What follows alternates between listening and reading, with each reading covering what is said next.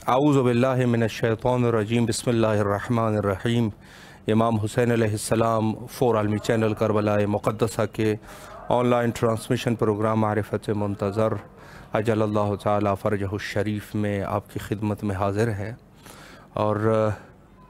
गुफ्तगू का सिलसिला हमारा खाके शिफा के उन्वान से है। और खाके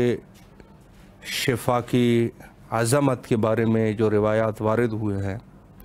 वो आपकी खिदमत में पेश करते आ रहे हैं। और यहाँ पर जो बहस है वो ये है कि ख़ुद तबर्रुकात और ख़ुद वो चीज़ें जिनकी निस्बत हज़ारात अहले बैत अलैहिमुस्सलाम से हो जाए उसकी क्या अज़मत है, उसकी क्या उनकी बुज़ुर्गी है, क्या उनके फ़ज़ाइल है और क्या उनका एहतराम है कि तमाम के तमाम मोमिनीन के ऊपर उनका एहतराम वाजिब हो जाता है। उसकी अगर हम देखें निस्बत जो है, निस्बत एक ऐसी चीज़ है कि ख़ुद जिस हस्ती से उस चीज़ की निस्बत हो रही है तो ज़ाहिर है कि जो चीज़ है उसको भी वो बुज़ुर्गी आ जाती है और चीज़ जो है वो मुतबर्रिक हो जाती है। और ये मज़हब अहले बैत अलैहिमुस्सलाम, मज़हब अहले बैत अलैहिमुस्सलाम का अक़ीदा है कि जो चीज़ें ख़ुद अहले बैत से मंसूब हो जाए उनका एहतराम वाजिब हो जाता है। और ये सब चीज़ों के लिए है। यकीनन अगर ख़ुद हरम की बात हो तो हरम से जो चीज़ मंसूब हो जाए, मसलन पहले एक पहाड़ी होती है, पहाड़ी में एक पत्थर है, लेकिन अगर उस पत्थर को उठा के हरम में लगा दिया जाए तो वो पत्थर जो है वो भी मुतबर्रिक हो जाता है, पत्थर मुतबर्रिक हो जाता है। इसी तरीके से वो तमाम चीज़ें जो ख़ुद हरम की साख्त व साज़ में इस्तेमाल होती है, मराज इज़ाम और उलमा की राय यह है कि हत्ता वो मुतबर्रिक है और उसको दर व दीवार को बोसा करना या उसको इज़्ज़त देना ये ऐनी ही ख़ुद शाआयर को फ़रोग़ देना है, सवाब का काम है। उसी तरीके से ख़ुद जो गुंबद के ऊपर परचम है यकीनन मुतबर्रिक है। और इसी तरीके से वो ज़रीह जो अहले बैत अलैहिमुस्सलाम में किसी एक फ़र्द के कब्र मुक़द्दस, रोज़े मुक़द्दस पे जो ज़री होती है वो भी मुतबर्रिक होती है। क्योंकि ज़ाहिर है आप जब अताबात आलियात में जाते हैं तो वहाँ देखते हैं कि लोग जो है ज़रीह के बोसे ले रहे होते हैं, हालांकि ज़रीह जो है वो ख़ुद लोहा है या चांदी है या जो चीज़ भी है, अगर आम हालात में हो तो कोई उसका एहतराम नहीं करता, लेकिन जब उसकी निस्बत हो जाती है तो निस्बत का एहतराम हमारे मज़हब में वाजिब है कि हम उसका एहतराम करें। और इसके अलावा जो अब हमारे वतन हैं, जहाँ पाकिस्तान है, हिंदुस्तान है या कहीं पर भी है, मुहर्रमुल हराम में जो ताज़िया बनाते हैं, अलम है, ताबूत है, ज़ुलजना है, ये सब के सब चीज़ें भी चूँकि हज़रत सैयद शुहदा अलैहिस्सलाम से मंसूब होती है तो मज़हब शिया के अक़ीदे के मुताबिक मराजे फरमाते हैं कि ये शायर हुसैनी है। और शायर हुसैनी दर हकीकत शायरुल्लाह है, अल्लाह के शायर है। तो इसका भी एहतराम भी होता है। और एहतराम के साथ चूँकि ज़ाहिरन उस चीज़ का एहतराम इस उन्वान से है कि उसकी निस्बत जो है वो ख़ुद हज़रत सैयद शुहदा अलैहिस्सलाम के साथ जाके मिलती है। और यही चीज़ ख़ुद खाके शिफा की भी है कि जिसकी निस्बत जो है वो सैयद शुहदा अलैहिस्सलाम से है। और खाके शिफा की अज़मत, इससे बड़ी अज़मत और क्या होगी कि ہم جب عبادت کرتے ہیں تو عبادت میں بھی سجدہ خاک شفا پر کرتے ہیں۔ خاک پہ سجدے کا حکم ہے، یعنی بہتر خاک ہے کہ جس کے اوپر سجدہ کیا جائے، اور جو خاک شفا ہے چونکہ معتبر اور متبرک ترین مٹی ہے، اسی وجہ سے خود ہمارے معصومین علیہم السلام نے سجدے کے لیے خاک شفا کو انتخاب فرمایا کہ ہم آج بھی اپنے گھروں میں خاک شفا رکھتے ہیں اور اس کے اوپر سجدہ کرتے ہیں، اور اس کے لیے جو ثواب ہے یقیناً یہ بھی نہیں ہے کہ تمام کے تمام جو بھی خاک ہے اس کے اوپر سجدہ کیا جا سکتا ہے۔ لوگ غلط طریقے پہ چلے جاتے ہیں، یعنی جو مخالفین ہیں وہ یہی اعتراض کرتے ہیں کہ کیوں ایسی خاک پہ، تو ہم یہ کہتے ہیں کہ کسی بھی خاک پہ سجدہ کرنا جائز ہے، اور یقیناً جو عبادت جو ثواب ہے نماز ہے وہ اس کے شرائط پورے ہو جاتے ہیں، لیکن یہاں جو خاک شفا ہے وہ یہ ہے کہ سب سے معتبر ترین یہ خاک ہے، یہ پاک خاک ہے کہ جس کی سب سے عظمت یہ ہے کہ خود حضرت سید شہداء علیہ السلام اور آپ کے یاران باوفا ان کا خون ناحق جو اس کے اوپر گرا ہے، تو اس سے بڑی اور عظمت کیا ہو سکتی ہے کہ جہاں سید شہداء خود رسول اللہ کے فرزند امیر المومنین علیہ السلام اور سیدہ سلام اللہ علیہ کے فرزند خون ناحق جو ان کا اس کے اوپر گرا، اور ان کے ساتھ جو ان کے یاران اور اہل بیت حضرات تھے، تو اس سے بڑی عظمت اور نہیں ہو سکتی، اور مذہب شیعہ کا عقیدہ ہے کہ یہ خاک جو ہے وہ خاک شفا ہے۔ یہاں پر ایک چھوٹا سا بریک لیتے ہیں، اور انشاءاللہ العزیز پروگرام کے نیکسٹ سیگمنٹ میں حجت الاسلام المسلمین عالی جناب استاد مولانا سید سبط حیدر زیدی صاحب قبلہ کی خدمت میں انشاءاللہ رہیں گے۔ یہاں پر لیتے ہیں ایک بریک، اور انشاءاللہ پروگرام کے نیکسٹ سیگمنٹ میں آپ کے حاضر خدمت رہیں گے۔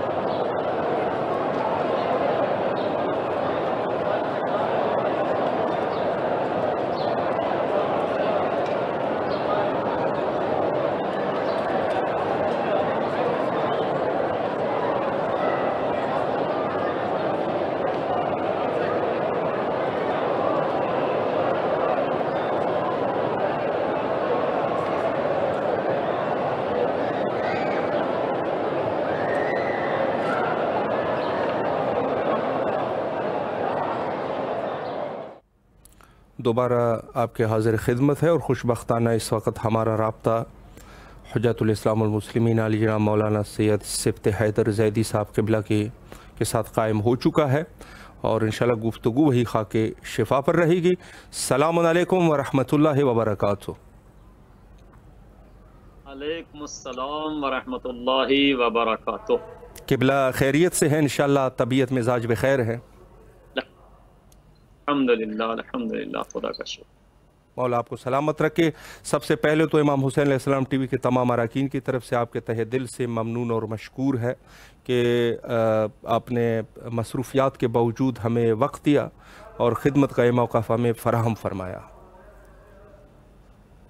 میں بھی اپنی جانب سے آپ تمام جتنے بھی امام حسین علیہ السلام ٹی وی کے کارکنان ہیں اور جتنے بھی مخاطب سامعین حاضرین ہیں، سب کی خدمت میں سلام عرض کرتا ہوں اور شکریہ ادا کرتا ہوں۔ مجھے بھی آپ حضرات نے موقع دیا تاکہ ہم بھی اپنے عرائض اور اس کار خیر میں حصہ لے سکیں۔ شکر گزار ہے قبلہ آپ کے۔ گفتگو کا سلسلہ ہمارا خاک شفا کے عنوان سے ہے، اور اسی عنوان سے ہی پہلا سوال میں کرنا چاہوں گا کہ خود ہمارے مذہب میں خاک شفا کی کیا اہمیت اور فضیلت ہے، اور کیا اس کا احترام ہونا چاہیے، اس پر اگر ایک گفتگو ہو جائے۔ بسم اللہ الرحمن الرحیم۔ واضح ہے کہ خاک شفا، خاک کربلا بہت زیادہ اہمیت اور فضیلت کی حامل ہے، اور ہمارے مذہب میں چند ایسے مقامات کہ جہاں ہر چیز کو اہمیت حاصل نہیں ہے، یعنی آپ یوں دیکھیں کہ میں شروع کرتا ہوں یہاں، چونکہ مجھے شرف ہے مشہد مقدس حضرت امام علی رضا علیہ السلام کے روضہ منورہ میں یہاں پہ ایک مدت سے رہ رہے ہیں، لہٰذا آٹھویں امام سے روایت ہے کہ دنیا کی ہر مٹی کو کھانا حرام ہے، جیسے کہ بہت سی حرام چیزوں کو امام نے تشبیہ دی ہے لحم خنزیر، جیسے خنزیر کا گوشت کھانا حرام، اسی طرح مٹی کھانا حرام ہے، مٹی مطلقاً کھانا حرام ہے، مٹی کا پاک ہونا اپنی جگہ پہ ہے لیکن کھانا حرام ہے بے شک۔ لیکن پھر امام علی علیہ السلام فرماتے ہیں اللہ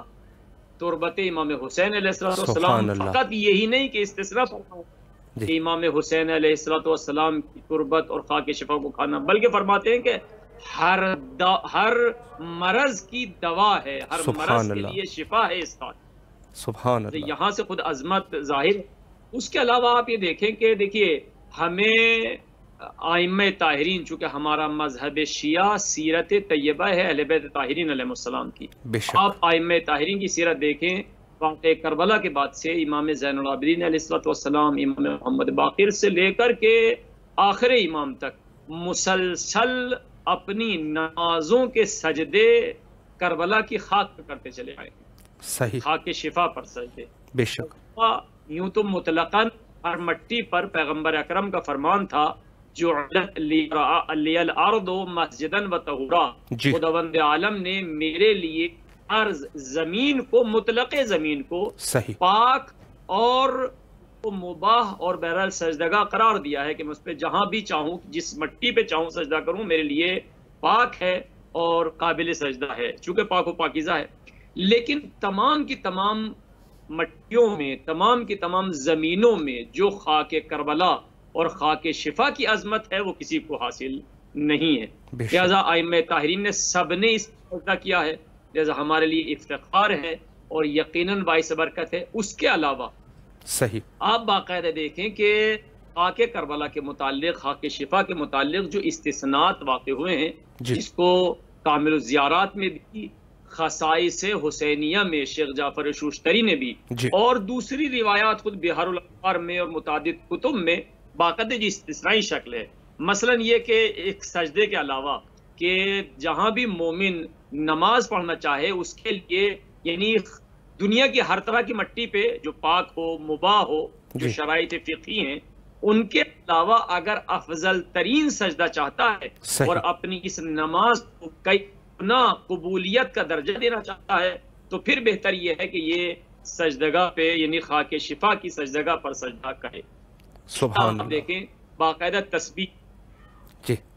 تسبیح پلاسٹک کی ہے، لکڑی کی بھی ہے، ہر طریقے کی تسبیح انسان ہاتھ میں لے کر کے ذکر الہی کر سکتا ہے، لیکن یہی ذکر الہی تسبیح ہے خاک شفا سے انجام پائے تو پھر وہ ہزاروں گنا، یعنی اس ذکر الہی کے علاوہ جو آپ پلاسٹک کی تسبیح میں پڑھ رہے ہیں، لکڑی کی تسبیح میں پڑھ رہے ہیں، وہ ذکر اپنی جگہ ثواب ہے، گناہ نہیں ہے، کوئی حرج نہیں ہے، ثواب ہے، جائز ہے، بے شک ایک کار خیر ہے جو آپ انجام دے رہے ہیں۔ یہی کار خیر اگر خاک شفا کی تسبیح میں انجام دیا جائے تو ہزاروں گنا بڑھ جاتے ہیں۔ اللہ اس کے علاوہ اور دیکھیں آپ کہ باقاعدہ جب انسان دنیا سے جاتا ہے تو پھر ہمارے یہاں روایات قدر زیادہ متعدد ہیں کہ انسان کو غسل و کفن دینے کے بعد، حنوط کرنے کے بعد، وہ چند چیزیں جو باقاعدہ کفن میں رکھی جاتی ہیں حنوط کے ساتھ ساتھ، ان میں خاک شفا بھی۔ سبحان اللہ۔ یعنی اس کی رہی ہے کہ انسان کے اعمال، کردار اپنا ایک طرف ہے، لیکن خاک شفا یہ قبر میں آنے کے بعد جو انسان کی بخشش کا سبب بنے گی، گناہوں کا کفارہ بنے گی، قبر میں نورانیت پیدا کرے گی۔ گویا کہ روایات سے جو استفادہ ہوتا ہے اس طرح سے کہ انسان قبر میں گیا ہے اندھیرے گھٹ میں جہاں کوئی سسٹم لائٹ کا نہیں ہے، لیکن اگر واقعاً اس کے ساتھ شفا ہے، یہ امام حسین علیہ السلام کی خاک ہے کربلا کی، تو یہ وہاں پر قمقموں کا اور بالکل ڈیکوریشن کا کام کرے گی کہ واقعا قبر نورانی ہو جائے گی، اس لیے کہ اس کے ساتھ، اس مومن کے ساتھ خاک شفا قبر میں اور کفن میں گئی ہے۔ نہ فقط قبر کو نورانیت بخشے گی بلکہ اس خاک شفا کے احترام میں فرشتوں کی جانب سے جو سختیاں ہونے والی تھی اس مردے کے متعلق سوال و جواب کے اعمال میں، ہر لمحے یہ خاک شفا کو رکھنا یوں ہی نہیں ہے، اس کے باقاعدہ پیچھے معمہ ہے، فتویٰ ہے، علت ہے کہ فقط قبر میں نورانیت ہی کا سبب نہیں بنے گی بلکہ فشار قبر میں حتی الامکان یہ کہ انسان پہ فشار قبر نہ ہو، یا اگر ہوگا تو اس مٹی کے احترام میں بہت معمولی سا ہوگا۔ اگلا قدم یہ ہوگا کہ فرشتوں کے جو جواب ہوں گے میں اگر کوئی سختی برتنا چاہے گا کوئی فرشتہ، جیسے کہ انسان کے اعمال ہیں، کردار ہیں، ظاہر ہے ہر انسان اپنے اپنے اعمال کے حساب سے سوال و جواب وہاں پہ مبتلا ہوگا، لیکن یہ خاک شفا اس کی فقط دنیا میں مرض کے لیے شفا نہیں بلکہ آخرت میں شفاعت کی سبب بن رہی ہے۔ سبحان اللہ، یعنی گویا کہ یوں کہا جائے شفا عظمت کی حامل ہے کہ دنیا میں بھی مرضوں کی شفا بنی ہوئی ہے اور آخرت میں بھی گناہوں سے شفاعت کا سبب بنی ہوئی ہے۔ لہذا ہمارے ائمہ طاہرین خصوصاً امام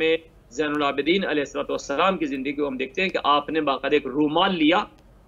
اور جب کربلا سے چلے تو وہاں کی مٹی کو، چونکہ اس وقت وہ ایک سجدگاہ کی شکل نہیں تھی، یہ تو پھر بعد میں بنی ہے، لیکن مٹی کو وہاں سے اٹھایا، رومال میں باندھا، اور اب زندگی میں جب بھی جہاں بھی آپ نے نماز پڑھی ہے تو اس رومال کو کھولتے تھے اور رومال کھولنے کے بعد اس مٹی پر سجدہ کیا کرتے تھے۔ یہی روایت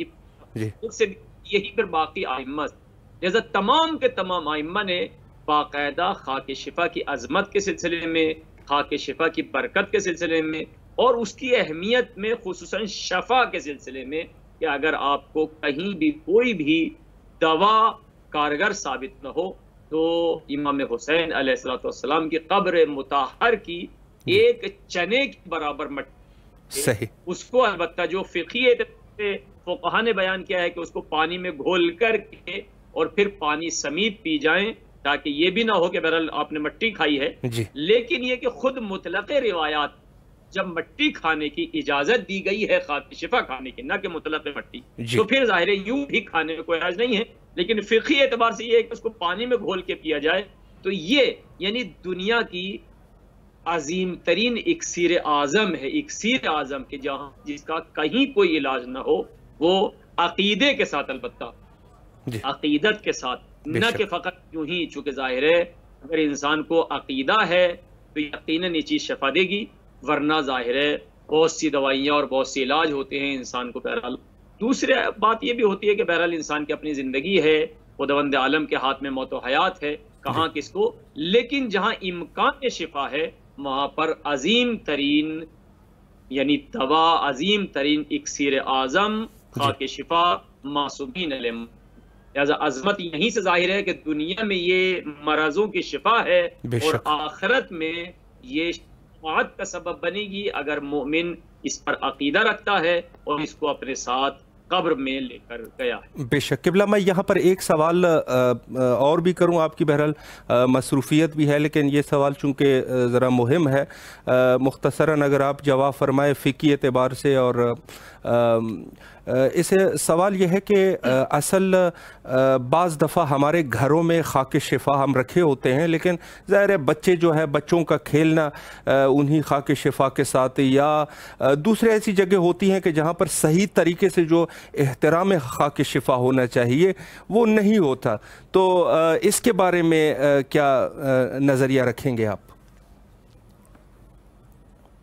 دیکھیے، احترام خاک شفا یعنی واجب ہے، چونکہ ظاہر ہے ضروری نہیں ہے کہ باقاعدہ واجبات میں شمار کیا جائے، واجبات میں جیسے فروع دین ہے ہمارے یہاں نماز سے لے کے تولا و تبرہ تک، لیکن اس کے علاوہ بھی بہت سے واجبات فروع دین میں بیان نہیں ہوتے، مثلا اطاعت والدین فروع دین میں نہیں ہے، لیکن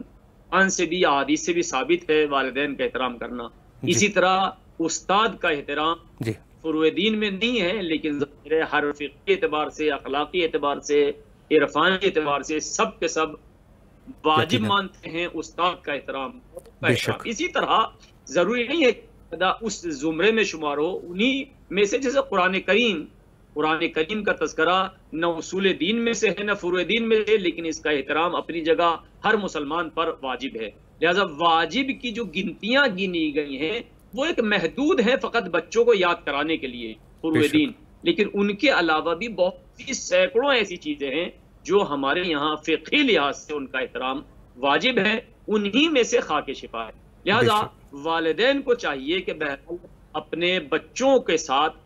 خاک شفا کو دور تو نہ کریں، چونکہ خاک شفا ان کی انسیت اور ان کی محبوبیت کا سبب بنتی ہے، لہذا دور نہ کریں، لیکن ان کی تربیت اس طرح کی جائے کہ وہ خاک شفا کا احترام اسی طرح سے کریں جیسے ہمارے عقیدے میں فرض کریں خانہ کعبہ کا احترام ہے. یہ الگ بات ہے کہ خانہ کعبہ ہمارے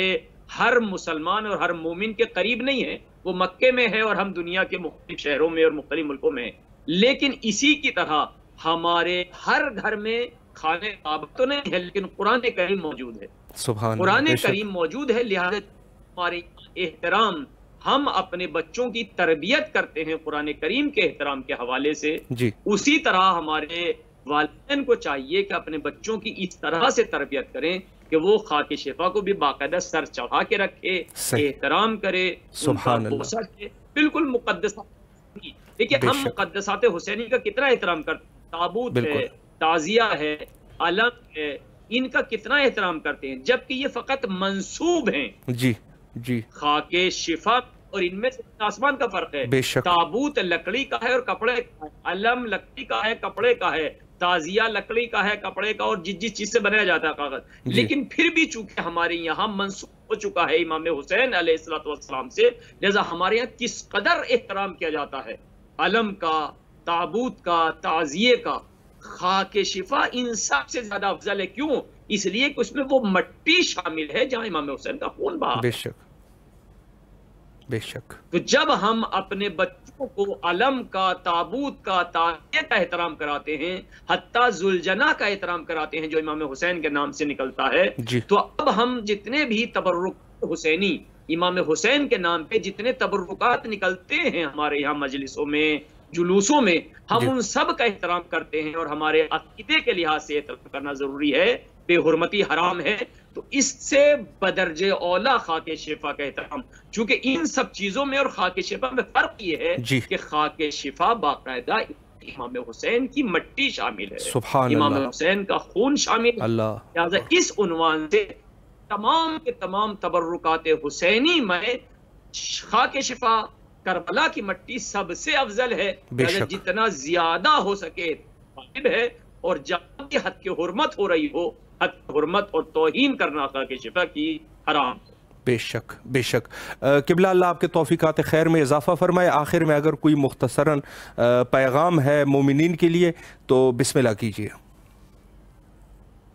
بہرحال پیغام چونکہ خاک شفا پہ گفتگو ہے، پیغام یہی ہے کہ مومنین اپنی زندگی دنیا بھی اور آخرت کے لیے بھی بہترین اکسیر یہی ہے کہ اپنی زندگی میں بھی اپنے ساتھ خاک شفا رکھیں. اپنے ساتھ یعنی فقط اپنے گھر میں بلکہ اس کی سجدگاہ بن کر کے سجدگاہ رہیں مومنین کے گھروں میں، اس کو اپنے ہمراہ رکھیں. جہاں کہیں بھی نماز کا موقع ہو، ہمیشہ نماز ہر جگہ ہر مٹی پہ پڑھی جا سکتی ہے، لیکن کوشش کریں کہ سجدگاہ پہ ہو. یہ فقط سجدہ اور عبادت کے لیے مؤثر نہیں ہے بلکہ انسان کی زندگی کے حوادث کے لیے بھی مؤثر ہے. جو میں اصل پیغام دینا چاہتا ہوں وہ یہ کہ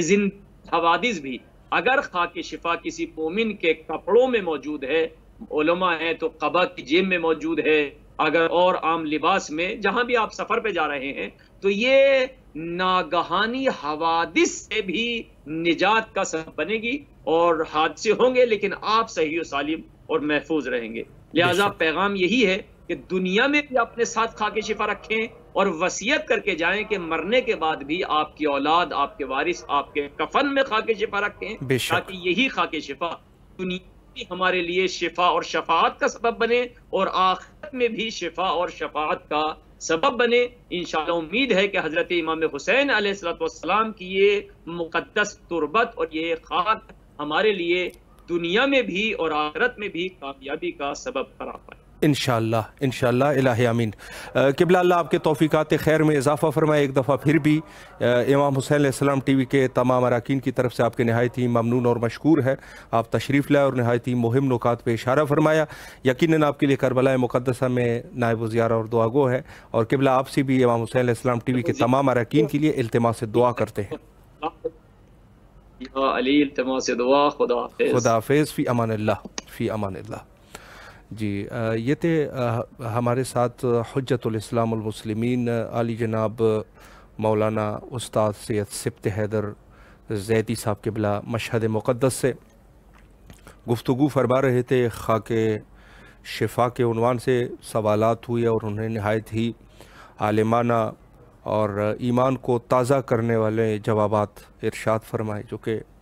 یقیناً ہونا بھی ایسی ہی چاہیے کہ جہاں کچھ ایسی چیزیں ہیں کہ جن کے بارے میں یقیناً ہمارا علم جو ہے وہ ہونا چاہیے کہ اس کی کیا عظمت ہے۔ جیسے میں نے سوال کیا اور قبلہ نے جواب ارشاد فرمایا کہ خود بسا اوقات ہمارے گھروں میں خاک شفا چونکہ رکھتے ہیں، ہر مومن اپنے گھر میں رکھتے ہیں، تو وہاں پر جو عزت اور جو احترام خاک شفا کا ہونا چاہیے، خاک شفا کا جو احترام ہونا چاہیے وہ نہیں ہوتا۔ بچے جو ہے، چھوٹے بچے خاک شفا سے کھیلتے ہیں یا بہرحال اس طریقے سے جیسے رکھنا چاہیے۔ خود روایت میں جیسے وارد ہوا ہے کہ خاک شفا حتیٰ ان کے اوپر کوئی چیز ڈھانپ کے رکھے، محفوظ رکھے، چونکہ جنات میں سے جو شیاطین ہوتے ہیں وہ اس کے اثر کو ختم کرنا چاہتے ہیں، اور یہ روایت میں موجود ہے۔ بہرحال یعنی اس کی جو رکھنا ہے گھر میں، تو مومن کو چاہیے کہ کم از کم ان کو محفوظ طریقے سے رکھیں اور ایسی جگہ پر رکھیں جیسے تبرکات رکھے جاتے ہیں، یہ ضروری ہے۔ بس اوقات غلطیاں ہماری اپنی بھی ہوتی ہے، جیسے قبلہ نے بھی فرمایا کہ خود ہم جو ہے ہماری تربیت میں تھوڑی کمی ہوتی ہے کہ ہم بچے کو صحیح طریقے سے سمجھا نہیں پاتے کہ یہ خاک شفا ہے اور اس کی عظمت، تاکہ بات جو ہے وہ پکی ہو جائے۔ یقیناً ہمارے والدین کو ہم نے دیکھا کہ تعزیہ ہے، تابوت ہے، علم حضرت عباس علیہ السلام ہے، اور دوسرے تبرکات ہے جن کا وہ احترام کرتے تھے۔ تو یقیناً ہم نے دیکھ کے ہمارے ذہن میں بھی یہ چیز پکی ہو گئی کہ یقیناً ان چیزوں کا احترام ہے، تو ہمارے والدین احترام کر رہے ہیں۔ تو بس خاک شفا کو بھی اسی میں شامل کرنا چاہیے کہ یقیناً ذہن ایسے پکے ہو جائے کہ بچوں کو اندازہ ہو کہ یہ خاک شفا ہے اور خاک شفا کی کیا عظمت ہے اور کیا اس کی بزرگی ہے، کیا مرتبہ ہے۔ تو یہ سب چیزیں جو ہے وہ خود والدین کی ذمہ داریوں میں آ جاتی ہے کہ ہم بچوں کو یہ سمجھا سکے کہ کم از کم ان کے ذہن میں یہ بات مکمل پکی ہو جائے کہ تبرکات کی عزت جو ہے وہ ضرور، اور کون سی چیزیں تبرکات ہے مشخص ہو جائیں ان کے لیے کہ کون سی ایسی چیزیں ہیں کہ جن کو ہم تبرک مانتے ہیں۔ تو یہ خود ہماری ان ذمہ داریوں میں سے ہے کہ خود اپنے تربیت اولاد میں سے یہ چیز جو ہے وہ ضروری ہو جاتی ہے کہ ہم صحیح طریقے سے اپنے اولاد کو تربیت کر سکے اور خود ان کو ایک ولائی بچہ بنائیں، تاکہ وہ کل کو ایک ولایت رکھنے والا اور مولا کا عزادار اور حضرت امیر المومنین علیہ السلام کی ولایت اس کے وجود میں ہو اور وہ ولائی بن جائے۔ یقیناً تربیت کے بڑے اثرات ہوتے ہیں، کچھ اثرات خون کے ہوتے ہیں، کچھ اثرات خون کے ہوتے ہیں، جیسے خود روایت میں جیسے وارد ہوا ہے کہ لا یحبک یا علی لا یحبک الا حلالی ولا یبغضک الا حرامی، اس قسم کی احادیث ہے۔ یا بعض اور روایت میں بھی ہے کہ حضرت امیر المومنین علیہ السلام سے محبت نہیں کر سکتا مائے کہ وہ حلال الولادہ ہو، یعنی اس کی جو ولادت ہوئی ہے وہ شرع کے مطابق ولادت ہوئی ہو، اور آپ سے بغض کوئی نہیں رہے گا یہاں تک کہ وہ بندہ جو ہے وہ حرامی ہو۔ اور حرامی میں بھی پھر یہ بھی فرمایا کہ حرام بھی کئی قسم کا ہے، یا کس طریقے سے حرامی ہے، नाऊज़ु बिल्लाह اس کی جو ہے ولادت صحیح طریقے پہ نہیں ہوئی، یا صحیح طریقے یعنی ولادت نکاح سے ہوئی ہے اس کی ولادت، لیکن نکاح سے غلط طریقے سے ہوئی ہے، یا اس کے والدین جو ہے وہ حلال حرام کی رعایت نہیں کرتے تھے۔ فی ای حال اثرات ہوتے ہیں، خون کے اثرات ہوتے ہیں۔ تو بعض چیزیں ایسی ہوتی ہیں جو خونی اعتبار سے تاثیر کر دیتی ہے، خون کے اعتبار سے فطرت صحیح نہیں ہوتی اس کی، لاکھ دفعہ کوشش کر لے فطرت ہی خراب ہے، تو وہ کہاں خاک شفا کا احترام کر سکیں گے، کہاں وہ تابوت کا احترام کر سکیں گے، کہاں وہ تعزیہ کا احترام، کہاں وہ اہل بیت کا احترام کر سکیں گے؟ خون ہی خراب ہے، یا تو یہ خونی اعتبار سے خراب ہے، یا پھر ان کی شکم میں جو ہے وہ حرام بھرا ہوا ہے۔ شکم میں اگر حرام بھرا ہوا ہے تو یہ بندہ بھی آپ لاکھ درجے کوشش کرے، یہ کبھی دیندار نہیں ہو سکتا، دیندار نہیں ہو سکتا۔ اس میں طہارت نہیں ہے، طاہر نہیں ہے، وجود ہی طاہر نہیں ہے۔ جب وجود طاہر نہیں ہے تو یہ انواع اور اقسام شیطانی وسواس کی طرف اس کا ذہن راغب رہے گا، یہ شیطانی وسوسے اس کے وجود میں آتے رہیں گے، کوئی کام سیدھا نہیں کر سکے گا۔ یہ اثرات ہوتے ہیں، بس اوقات خون کے اثرات ہوتے ہیں، بس اوقات انسان چونکہ ظاہر ہے کہ جو رعایت ہونی چاہیے اس کے مطابق رعایت نہیں کرتا، رعایت نہ کرے تو پھر جو ہے بات جو ہے وہ واویلات تک پہنچ جاتی ہے، اور بڑی مشکلات ایجاد ہو جاتے ہیں، کہ جو واضح ہے کہ اس قسم کے حالات پیدا ہو جاتے ہیں، اور یہ حالات جو ہے یہ رہتے ہیں پھر۔ تو یہ ہے کہ خود ایک دفعہ لا علمی ہے، تو لا علمی کو ہم اکثر دفعہ ہوتا ہے کہ لوگ جو ہے وہ کوئی مشکل نہیں ہوتی، اہل بیت کا چاہنے والا ہوتا ہے لیکن وہ لا علم ہے، تو اس کو صحیح طریقے سے ہم جو ہے ان کی توجہات کو اس چیز کی طرف راغب کر دیں کہ اس کے کیا توجہات صحیح ہو جائیں گے تو یہ شخص جو ہے خود بخود احترام بھی کرے گا، اور بہت سارے مسائل جو ہے وہ حل ہو جاتا ہے۔ اور ہماری جوان نسلوں میں آج کل یہی ہے، چونکہ والدین نے ان کو دنیاوی تعلیم تو دلوا رہے ہیں لیکن دینی تعلیم کی طرف ظاہر ہے کہ رغبت یا تو نہیں ہے، یا اگر ہے بھی تو بہت کم، اور اگر ہے بھی تو وہ بھی کچھ شرعی مسائل اور کچھ شرعی عبادات جو کہ واجبات کے حد تک ہو وہی ان کو بتا دیا جاتا ہے، جو کہ اچھا کام ہے نہ ہونے سے، چونکہ وہ تو نہایت ہی ضروری ہے، لیکن اس کے بعد پھر وہ زیادہ دقیق نہیں ہوتے۔ تو اب ان لوگوں کو یہ ہے کہ اگر وہ ان کو دقیق کرنا چاہے تو ہو سکتا ہے مزید بھی ان کی دقتیں اس طرف بھی مائل ہو جائے، لیکن اگر نہیں بھی ہے تو بہرحال ان کو سمجھانا چاہیے کہ کچھ چیزیں جو ہے وہ ہمارے دین اور مذہب میں مقدسات ہے، اور یہ جو ہے یہ سلسلہ اس طریقے سے بھی ایک ذمہ داری، اس میں علماء کرام کی ذمہ داری ہے، والدین کی ذمہ داری ہے، گام اول میں والدین کی ذمہ داری ہے، پھر اس کے بعد جو ہے استاد کی ذمہ داری ہے، پھر اس کے بعد علماء کرام کی ذمہ داری ہے، جو کہ سخت ذمہ داری وہی علماء کی ذمہ داری ہو جاتی ہے، چونکہ عالم جو ہے دین کا عالم ہے، اور وہ ان دقائق کو صحیح طریقے سے خود بھی سمجھا ہوا ہے اور دوسروں کو بھی سمجھا سکتا ہے خود۔ یعنی یہ سلسلہ جو ہے جو جہاں کہیں بھی ہمیں موقع ملے، موقعیت حاصل ہو جائے، جو موقع فراہم ہو جائے تو وہیں سے ہی ہمیں یہ اقدام کرنا چاہیے، چاہے وہ مسجد ہے، منبرگاہ ہے، ٹیلی ویژن ہے، سوشل میڈیا ہے، جہاں سے بھی ہو تو دین کی بات کرنی چاہیے، اور دین کی بات جو ہے یہ یقیناً ضروری ہے کہ جوان نسل تک یہ چیز پہنچے، اور ہو سکتا ہے کہ ان کی ہدایت بھی ہو جائے۔ ہدایت جو ہے وہ اللہ کے ہاتھ میں ہے، لیکن ظاہر ہے کہ ہو سکتا ہے کہ وسیلہ اللہ جو ہے وہ انسان کو قرار دے۔ تو سب سے پہلے جہاں ہمارے پہلے بھی عرض کر چکے ہیں کہ جن چیزوں کی نسبت جو ہے اگر امام معصوم سے ہو جائے، امام سے ان کی نسبت ہو جائے، امام سے جو نسبت اس کی چیز کی ہو گئی، بس یہ اس کے عظمت کے لیے کافی ہے۔ نسبت جو ہے وہ امام سے ہے، امام سے نسبت ہو گئی اس کے لیے یہ کافی ہے۔ اور عرض کروں آپ کی خدمت میں کہ جہاں آپ اگر کربلائے مقدسہ تشریف لائیں تو یہاں پر ایک خاص عظمت، جو یہاں پر جو زائرین کی جو عزت اور احترام جو چیزیں ہوتی ہے، جو احترام زائرین کا ہے، وہ بھی یقیناً سید شہداء علیہ السلام کی وجہ سے بہت ساری چیزوں کا، زری کا احترام ہے، در و دیوار کا احترام ہے، زائر کا احترام ہے، یہ سب کے سب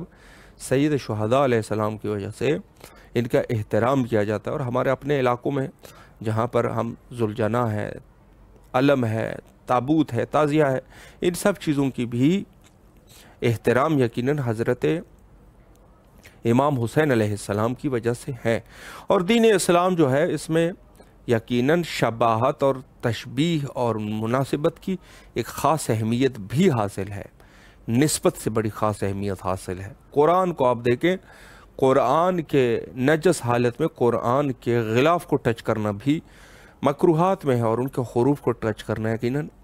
حرام ہے۔ تو یہ خاص جو نسبت ہے قرآن کی، تو ہمارے اوپر ظاہر ہے کہ واجب ہے کہ ہم قرآن کی کا احترام کریں ان کی خود نورانیت کی وجہ سے، وگرنہ کاغذ تو کاغذ ہے، لیکن جب اس کے اوپر قرآن لکھا جاتا ہے تو تمام کے تمام شیعہ اور عامہ کی کتابوں میں ہے کہ قرآن کو نجس حالت میں نہ اٹھایا جائے اور اس سے دوری انسان کرے، لا یمسہم الا المطہرون، یہ استدلال بھی کرتے ہیں۔ اور اس کے علاوہ جو ہے خود خانہ کعبہ کا احترام ہے، خانہ کعبہ کی نسبت چونکہ اللہ سے ہے، اور اس کے علاوہ دوسرے بہت ساری چیزیں کہ جہاں ہم نسبت کے قائل ہیں اور دین اسلام جو ہے وہ نسبت کے قائل ہیں، تو ہمیں ان چیزوں کا مخصوصاً احترام جو ہے وہ دین اسلام میں نسبت کا احترام یہ ضروری ہوتا ہے۔ اور مذہب شیعہ بھی ان چیزوں کا ہی قائل ہے کہ جہاں جس چیز کی نسبت ہو جائے احترام واجب ہے۔ اور یہ خود خاک شفا کی اگر عظمت کی بات کی جائے تو ابھی بھی گفتگو ہوئی ہے کہ دوسرے قبروں کی مٹی کھانا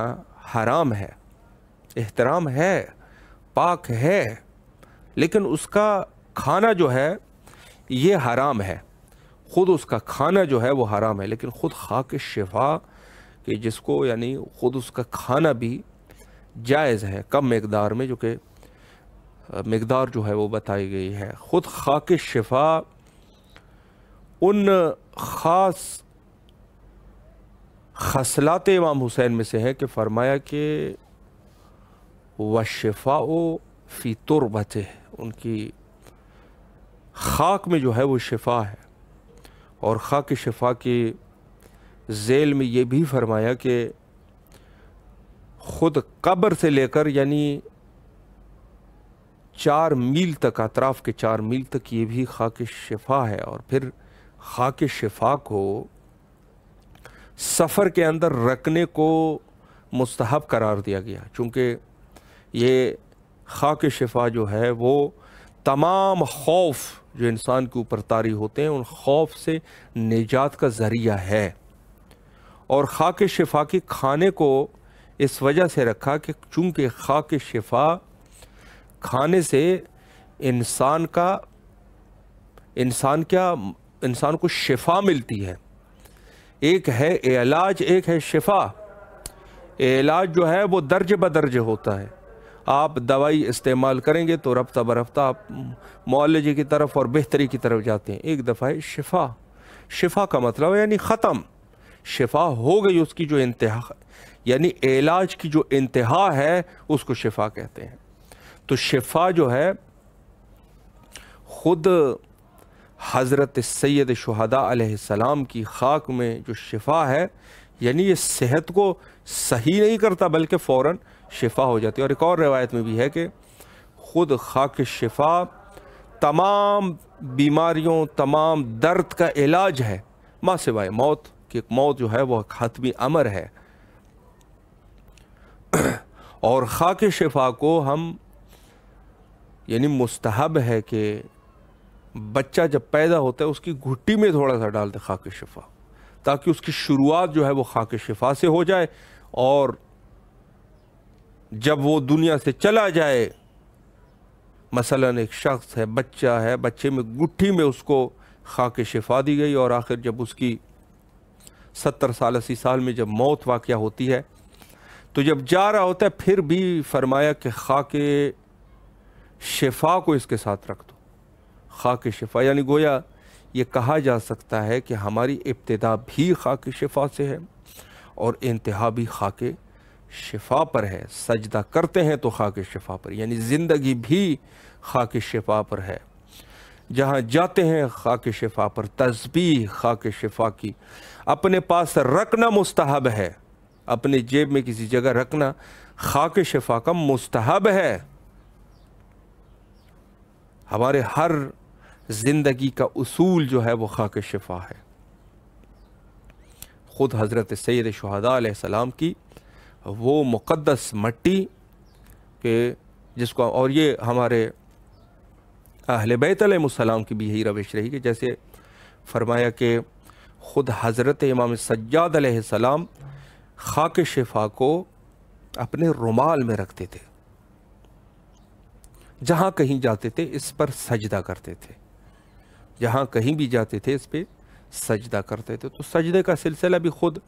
امام سجاد علیہ السلام اور امام محمد باقر علیہ السلام، امام صادق علیہ السلام اور آخری ائمہ تک کے جو سجدہ اور نماز کے لیے انہوں نے خاک شفا استعمال فرمائی، تو ہم لوگوں کی بھی یہی ذمہ داری ہے کہ اور کر رہے ہیں یقیناً کہ خود خاک شفا پر ہی ہم سجدہ کرتے ہیں حد الامکان۔ اگر نہیں ہے تو دوسری وہ چیزیں جہاں خاک شفا پر، خاک شفا کے علاوہ یا دوسرے خاک کے علاوہ جہاں سجدہ جائز ہے تو اس پر بھی ضروری ہے، اس پر بھی ہو سکتا ہے، لیکن یہ ہے کہ اگر حد الامکان ہے تو خاک شفا پر سجدہ کرے، چونکہ ثواب بہت بڑھ جاتا ہے، ثواب بہت بڑھ جاتا ہے۔ تسبیح کے لیے ہے کہ خود اگر انسان پلاسٹک کی تسبیح ہے یا کسی چیز کی ہے، اگر اس پر ذکر پڑھتا رہے تو ثواب ملتا ہے، لیکن اگر خاک شفا ہے اور اس کو فقط وہ کچھ پڑھ بھی نہیں رہا، صرف ہاتھ میں اس کو گھما رہا ہے، ہاتھ میں جو گھما رہا ہے تو یہ جو ہے اس کو ثواب ملتا ہے اس کا۔ خاک شفا کی تسبیح جو ہاتھ میں ہے تو یقیناً اس شخص کو ثواب ملتا ہے۔ تو ہمیں فی ای حال ان چیزوں کی طرف توجہ ہونی چاہیے کہ کیا عظمت ہے حضرت سید، یہ سب کے سب جتنی چیزیں بھی ہے یقیناً یہ حضرت سید شہداء علیہ السلام کی عظمت کو بیان کرتی ہے۔ فضیلت ہے تو سید شہداء علیہ السلام کی وجہ سے ہے، اور عظمت ہے تو سید شہداء علیہ السلام کی وجہ سے ہے۔ ہم لوگوں کو خود بھی اس چیزوں میں دقت کرنی چاہیے اور خود اپنے بچوں کو بھی ان چیزوں کی طرف رغبت دلانی چاہیے، اور جو جوان نسل ہے ان کو بھی یہ بتا دینا چاہیے کہ ہمارے اعتقادات ہے کہ ہم جو ہے ہمارے مذہب میں تمام کے تمام چیزیں جو اہل بیت علیہ السلام سے منسوب ہو جائے اس کا احترام ہوتا ہے۔ یقیناً اگر آپ ان کو بتائیں گے تو وہ ان چیزوں پر ان کی دقت رہی، اور جب دقت رہے گی تو یقیناً یہی توشہ آخرت بھی ہے کہ اگر ہم کسی کو ایک اچھے عمل کی طرف راغب کر سکے اور ان کو رغبت دلا سکے تو یقیناً یہ ہمارے لیے بھی توشہ آخرت ہے، اور یہ وہی باقیات و صالحات ہے کہ جب ہم دنیا سے چلے جائیں تو اس کے بعد بھی یہ سلسلہ جاری اور ساری رہے گا، اور خود ہمیں ثواب ملتا رہے گا۔ اگر کوئی جو نیک کام ہم کسی کو بتا دیں تو یہ صدقہ جاریہ ہمارے خود کے موت کے بعد بھی یہ چیز جو ہے وہ رہے گی اور ہمارے لیے ثواب کا ذریعہ ہوگا، کیونکہ ظاہر ہے کہ انسان جب فوت ہو جاتا ہے تو اس کے سب چیزیں ختم ہو جاتی ہے، ثواب ختم ہو جاتا ہے اور اب وہ نیک کام نہیں کر سکتا۔ لیکن یہ ہے کہ اگر خود یہ شخص جو ہے اس نے کچھ نیک کام کیے ہو اور دنیا میں اس کو چھوڑے ہو تو یہ نیک کام جو ہے اس کا ثواب، اس کی عظمت ان کو ملتی رہے گی اور اس کا ثواب جو ہے